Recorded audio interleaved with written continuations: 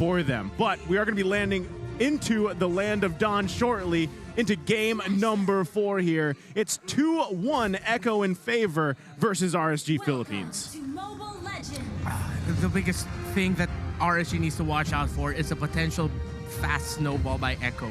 Because they have an Atlas, yes, you'll have a Time's Journey early on that could help out taking away those setups by the Fatal Links. Again, though, we've seen time and time again in lineups where it's roamer tank versus roamer support squishy healer type, there is a risk of running a snowball here. And with the Karina, RSG really need to watch out for their positioning. Yeah, and you know, what I noticed too, now that this is the second time Demon Kite has picked the Paquito jungle, previous game he played it, he had the killing spree. Now he's got the high and dry, right? Is that just simply because he's not working against a Faramis ult? And using that kill, you know, the high and dry wouldn't have worked so well against Faramis when everybody's clumped around that Cold Altar? Yeah, potentially too. There seems to be a lot of opportunities based on the lineup of Echo for Demon Kite to actually find pickoffs. And again, having someone like a Paquito with a jungle emblem, with a Assassin emblem such as the high and dry means he can solo invade if he wants to, maybe catch Carl TZ off guard, or be just a massive threat in terms of split pushing, because he'll be able to split push well enough that one defender on the side of Echo might not be enough. Well, the way I read this high and dry is, for the first at least big engagements, RSG is going to go for alpha strikes. And if you can't find a big 4v4, 5v5 fight, then yeah, Demon Kite's going to find that kill, and then the high and dry is going to help him do that. It'll help quell the early game advantage that Echo has in these huge team fights that all dudes are in. Yeah, and again, working around the ultimates, the CC coming out from Echo. Quiet. It's a quiet game because still a lot is, even though technically the team that loses here in this series still has a chance. Obviously, they want to secure that slot for them going forward, but already Turtle going to be worked on at half health. And it's clearly going to go to Echo's side here.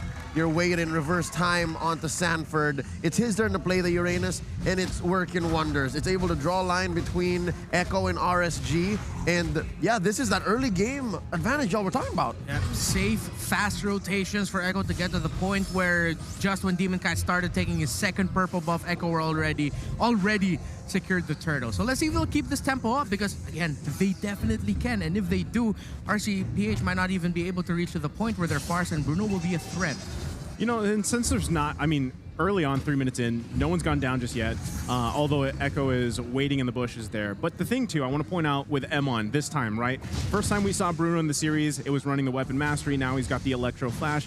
He's going to be looking to get in proper positioning, fighting around Echo what they're throwing at him. Because, again, we know that Yowie's going to be looking for the Fatal Links, but how different is that, Renmar? I mean, with the emblem swap up for the Bruno?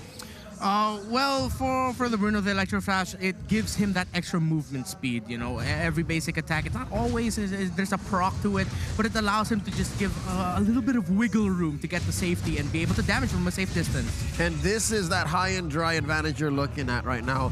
If they can't force these 5v5s, 4v4s, then we'll just find singular heroes on the map. But look, Echo with the clapback, Yowie with a perfect match, misses the Fatal Links as Demon Kite dodges out of range. Fast hands there. Oh, RSG aggressive here in the bottom lane against Benny. Down bottom, it's their turn to try a gank. That's 3 men leaving their target. Now this is a fairer fight. It's a tag team 2v2. Nats just really keeping that demonic force close to chest. Yeah. And that next turtle is going to be a fairer fight as well. 77 seconds until the flicker of Yowie comes back up. So RSG PH don't need to worry so much about just getting flicker Fatal Links up in their faces. Aqua should be very happy. Not only that, but I mean, the Fatal Links isn't up just yet, too. It could come up by the time they actually commit to this turtle. But, I mean, Echo already has the information they need. They're going to set up around it. Both gold laners still on the bottom side. Look at this immaculate pull, an immaculate feathered airstrike, though. The answer by Aqua, very low. Force the feathered airstrike away. Demon Kite secures it right in this scuffle. Demonic force by Nats. Come on, a slam. If you want to jam. Putting Sanford very, very low, forcing out a retreat from the rest of Echo. So you saw there what something that Aqua needs to watch out for later into the game once Lily has more items. Sanji knows his assignment. Okay, I'm going to try to get to the back line. As a Lilia, you can, because you can just black shoe safely away and just throw bombs into Aqua's feet to potentially force the feathered airstrike off early. But right now, Aqua doesn't need to worry so much, and it's Echo worrying about the feathered airstrike of the Farsa instead.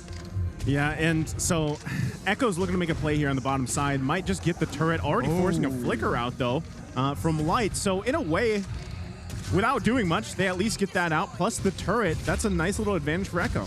Yeah, great trade there, and great call by Echo to do that. Instead of them snowballing in the sense of, all right, winning team fights, getting the pickoffs, their snowball idea is, all right, let's just get our gold laner out ASAP. Let's delay the Bruno as much as we can. Oh, bombs away. Y'all see that? The damage on Aqua, again, forced to be put in a perilous position. Now it's Sanji early popping the black shoes, sending Benny Cutie home. It's so uncanny. I'm not comfortable here, guys. We've been playing slobber knockers back to back to back, and now they're so... They're doing a pacifist run, basically. We're literally linked on the mind right now, because I was thinking the same thing. I was like, and the heart. And the heart, the soul, and everything else, right? How's Francis feeling? Well, I agree with you, man. 6 minutes in, no one's died. This is completely different from the previous 3 games we've seen. And it's not for the lack of trying. Yeah. We've seen fights, we've seen scraps, but both of them is just like, all right, we went for a sprint to start this off and slow things down just a little bit. This could be it, though. Oh, they pull back Carl Teasy. Reverse time and all, plus a feathered airstrike. They lose their jungler. The first casualty in this 6-minute game. And RSG are happy to convert that into a turtle. Yeah, it looks like it will be a turtle there for RSG. You don't have any flickers, but Yaoi will try something, or he's just trying to get vision, maybe. Let's see, Nat with the demonic force. Down goes Light. Sanford put so many stacks on him, plus a fatal links. Down goes Demon Guy. It's Sanford who secures the turtle. What's going on? Nats as well popped right there by Benny Cutie. Even without their jungler, Echo said, we can do this. Fatal links, Yaoi, and the Nibiru Smash and Benny Cutie setting up for Sanford to just stack and damage with Ionic Edge from the Uranus. Oh, dear Lord. Sanji taken down by Eman. Y'all counted out the footballer. He is still deathless, and he's building up some damage, but they do walk away with a tier 1 in mid. We're getting little tastes of that unexpected aggression now, and Echo, yeah, this is what we were mentioning earlier. Yep. The risk of a faster snowball on the side of Echo, because they do have a tank that can engage aggressively. Crazy, because, you know, with as kill-less the first 6 minutes were, in the last minute and a half, Echo has now furthered the gold lead 4K. I mean, they also, it's a map advantage for days. I thought you were going to point out the fact that there were 5 kills in just the past minute and a half. But no, it's a... Where did the 4K gold lead come from? They're popping right now. They cashed in their checks, Echo. They got their kills. They got their resources. And the RSG needs to be careful. They're up against this Atlas. Without this Diggy around, could be problematic. And at the same time, it's not just... Light also has to be careful not to get put in a position where he'll get forced to use the Time's Journey way too early. That Time's Journey is so crucial for RSG PH. Man, and right now, I mean, they've got to go handle the bottom side, Sanford there. And with those 2 kills early on, he was pretty unkillable early game. Now at this point, you're gonna have to put a lot of focus on him, which it looks like RSG Philippines might try to do to even get that kill, because as the game continues on, he just scales and scales and scales, and that is what unfortunately Nas didn't get to do on the Uranus when he picked it earlier in the series. RSG right now, I think they're just gonna be looking for a chance to get a good team fight in. Then with the looming threat of just being dived upon, the formation of RSG is so static with his Farsa around that Echo just seems like the right team to play aggressive and just shut that idea down. Yeah. They're forcing cross-map responses, like either you let this turret go or you give us the Lord, and they're getting both. Look, the wave pushed in by Sanford down bottom. Lord here at less than half health. 4 men from Echo, forcing out 5 from RSG. The response, this is where we're seeing the 4K gold lead. That's a lot of items that they have above their opponents. Now it's just Nats and Aqua here in the Lord, with 3 going off against Sanford, and they get it anyways. Carl Teasy's retribution secures the Lord. Yeah, confident take there on the Lord by Echo. Sanford provided all the information. 4 of them are here. Demon Kai too far. You have great positioning. Echo takes the Lord without a hitch. And despite again, the low kills here. Echo just in full control. I mean, further building the gold lead. Let's take a look at the items here, Renmar. All right, so it's only 1,000 gold difference here between the two marksmen. But we all know Bruno, Berserker's Fury, Endless Battle, that's more than enough at this point. But will it be enough to take down Sanford? Sanford's pretty built up. Close to 1,500 gold lead here compared to close to 2,000 rather, or 2,000 gold lead here for the Uranus compared to the Phoveus. So that's a good idea of how tanky this Uranus is. This is that early game Uranus hypothetical idea of a great early game we're talking about here, wherein does your opposing team have the right tools to burst out this Uranus? At this point, RSG doesn't look like it. Yeah, this is a tough situation. They're going to lose more and more turrets here. Already 10.5 minutes into the game. They're pushing in here. All right, so they made the most of this Lord already, pushing tier 2s all the way in. Echo should be happy this way, and indeed they are forcing out the Holy Shields from mid and bot. Hell, even top got popped. So this is a purple map as we're looking at it. Echo right now in full control, and just a testament again to making the right call at the right time. Quickly getting their gold laner out of lane, converting a win in a team fight into another turret push up top, converting kills, conversion. That's the theme right now for Echo. It's not a lot of action, but they're converting the little things into massive wins. This is also just a sign of, yes, Diggy is a great pick against Atlas, but is it really the choice for this whole team composition in the bigger picture? Because what we're seeing is, again, RSG Philippines for the majority of this game, if not the whole game, a very difficult time on actually finding engagements. They are always in that position of let's react to Echo. That's been the story. That's what happens when you pick the Diggy. And reacting to Echo isn't where you're supposed to be. Again, I mentioned what the optimal approach was. Again, just reading the lineup. It should have been an Alpha Strike. They should be the one forcing fights, raining down the damage, and leaving Echo wondering what happened, where it all went wrong. That's what the Diggy buys you. It's not always defensive. But now, they were on the full defense. That's where this 8K gold lead's coming from. That team fight went earlier by Echo, wherein RSG picked off Carl Teasy, but they didn't expect Echo to just fight out, dive them, and then just get blasted by the Uranus of Sanford. Even Sanford getting that objective take there. I believe that was the second turtle of the game, if I'm not mistaken. That just completely changed the tempo of the game, and it changed the possibilities of what RSG can do for an early game climb. This is going to be a late game climb, but long one even, if Echo don't give them any space to turn the game around. And with how they're positioning, how they're playing, how they're controlling the map, Echo are still sticking to their very disciplined guns. I mean, even Demon Kite's just like, you know what, just give this to Echo here. We are so far behind, 9,000 gold. Might as well just give it up and then go for the defense. It's so quick. They took the Lord and they did it in such a calculated fashion, surgical precision across the map. Folks, I wonder if you'll agree with me, but this is Echo's best impression of RSG at their finest. Yes. It's so procedural, it's so disciplined. This is RSG cosplay. Yeah, you can cover up the names. That looks like, hey, Exactly. wow, that's a great MSC 2022 RSG cosplay there. Right? It's kind of uncanny, and it's crazy too, because again, a lot of people's eyes were on Echo in this season's playoffs, especially what happened, how things transpired for them last season. So an amazing start here for them if they can definitely close this game out.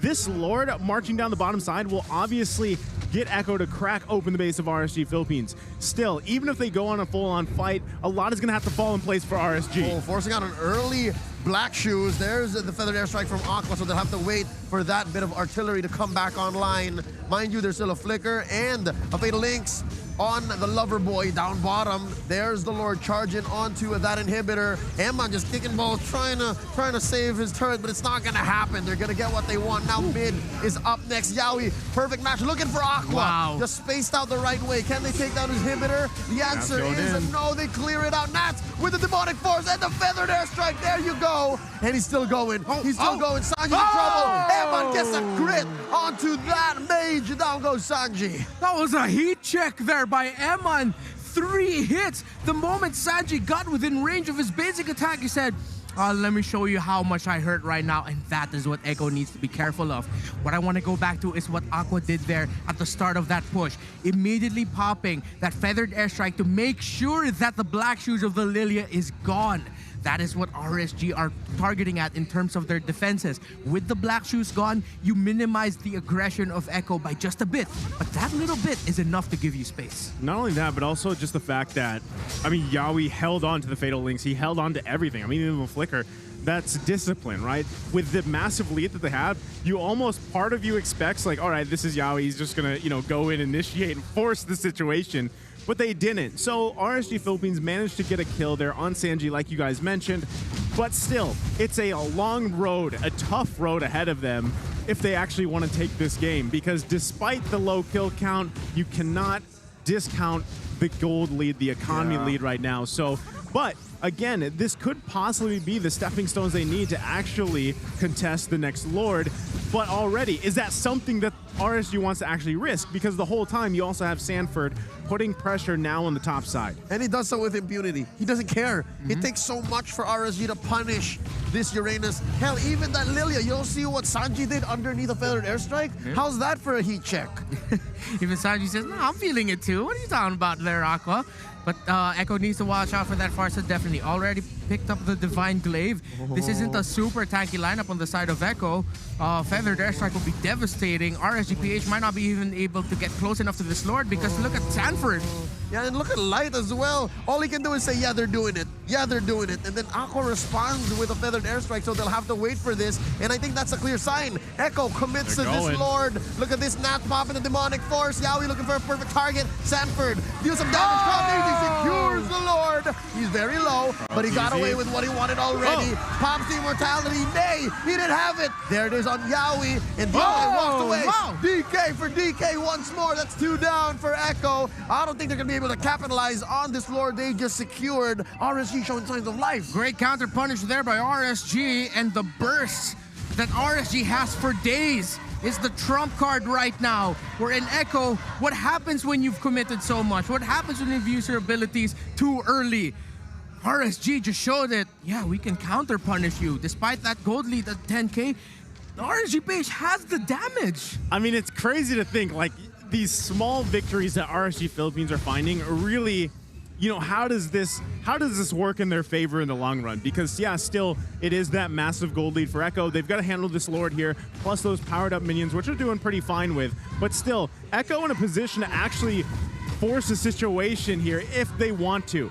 Barely holding on to this mid turret. RSG Philippines will most likely have their base exposed and be in a tough situation because here comes Yawi. Oh no, mid lane seems to be the next on the docket. A failed Fatal Links to open up this engagement. Sanji forced to use Black Shoes into that war zone. Down goes the Lilia. Sanford getting jumped on by Nats. Cutie punishes the Phobius a little in too deep. No, here comes Yawi looking for a frigid breath. Stunning, freezing, maybe even just one, and they end up with a trade. Sanji for Nats. Now it's Cutie with his own heat check. All right, Nats, you're feeling the demonic force. I can just burst you down in the face. From 50 to 100, that's where Nats went. Oh no, they're looking to finish, but Aqua says, not here, not today. Oh, Yawi's here. Minions. And Yawi comes in with a Fatal Links. Aqua's life is in danger. Here comes Demon Kite. Thou shalt not kill my mage. Pushing them back. It's 4v4. Can they survive? The answer is yes, because Eman is here. He's bringing the damage. Down goes the Atlas. Down goes Sanford. 2 for none. Oh man, they hold on. They hold on here, Redmar. There's something about RSG right now. There's something I want to go back to earlier when we saw RSG. Before that first Lord fight that we saw, the camera panned on Demon Kite.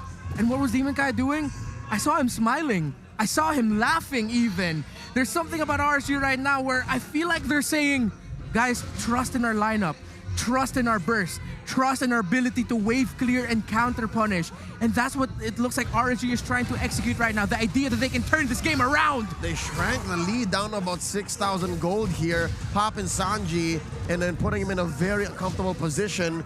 Even Aqua, yeah, he's been in peril this whole time. A huge target on that Farsa's back, but he's doing all right. This is gonna, again, Lord coming up here in just a couple seconds. Everybody's gonna be available and up here for this.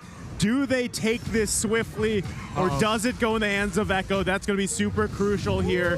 Both of them starting it up. Again, look at the top side. Sanford will be putting pressure there alongside Benny Cutie. Oh no, can you smell it? Can you smell it? Shades of Echo. They've done this in the regular season. They're hiding Benny. They're hiding Benny. This might be it. It's a 3v4 here. Only Eman gonna respond to that feathered airstrike, spacing away the remaining members of Echo, and they're very low. Yowie especially. Demon Guy, look at the base! Look at the base! They're not letting him go home! Benny Cutie!